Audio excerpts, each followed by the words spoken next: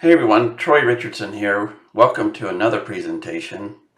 This presentation dives into a crucial aspect of ziplining that often gets overlooked: injury prevention.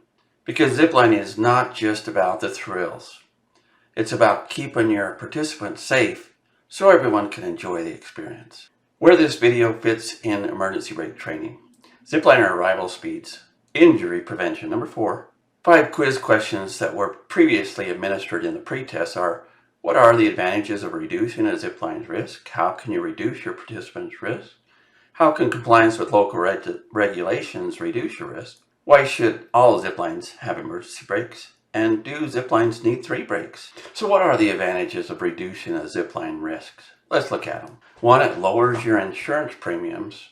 One accident can raise those premiums for over 5 years. Improves the zipliner's experience because their experience helps new customers, elevates your business reputation. One bad accident can reduce your business to enough. And participant safety, which is most important for your industry. One participant injury is problematic. Question number 2, how can you reduce your participants' risks? Let's look at some answers. Use high quality equipment with replacement schedules. That's important. And document pre-use checks. Train your staff with the standards and regulations, which we'll dive into. Use clear signage and instructions in more locations. And your emergency response protocols are practiced twice annually if you want to comply with the standards. Several elements to reduce risks that may have been overlooked. Conduct thorough risk assessments to identify potential hazards. Develop and implement strategies to mitigate and identify risk. Once you identify the risk, mark it with signage or remove the risk. I will always say practice rescue and emergency response training biannually and do it from different locations on your course. Provide employees with at least 40 to 50 hours of annual training, site-specific, so they know what to do in the case of an emergency. Number 3, how compliance with local regulations can reduce your risk. Review and update operational procedures annually because you're going to have things that need to be changed, and follow the guidelines for your state or territory.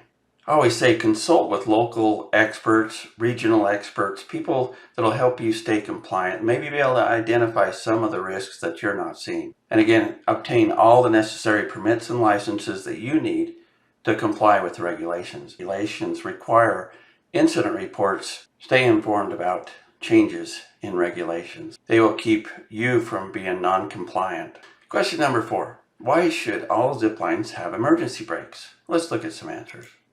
Well, to comply with safety standards for anything 7 miles per hour or greater, zipline emergency brakes can mitigate risks and the catastrophic events that I will show you in the next video. As I show you some of the reasons why we determine arrival speeds, you'll notice that none of these ziplines have emergency brakes, and all 3 participants are injured. Let's watch the video. I'm not trying to do a backflip off it. Notice how the guide is not even listening to the zipliner coming down, not even paying attention.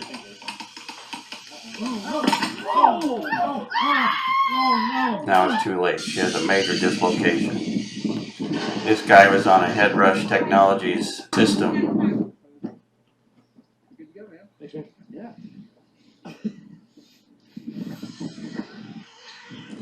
This guy is hanging from a pendulum. He gets disoriented, he's spinning around. I don't know if he's supposed to handbrake, but handbraking is not a requirement in the standards. It's unfortunate. This accident is tragic too.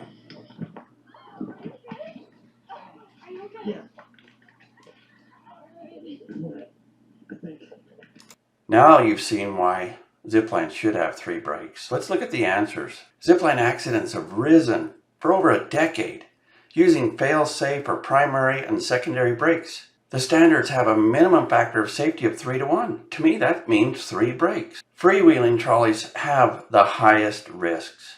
They are involved in more accidents, braking related, than any other zipline trolley. Spring brake systems could reduce over 50% of the accidents if they were mandatory for all ziplines. Let's look at the standards again, because the standards really require you to have fail-safe primary, secondary, but then they also talk about 3-to-1 factor of safety. To me, that's adding another brake system.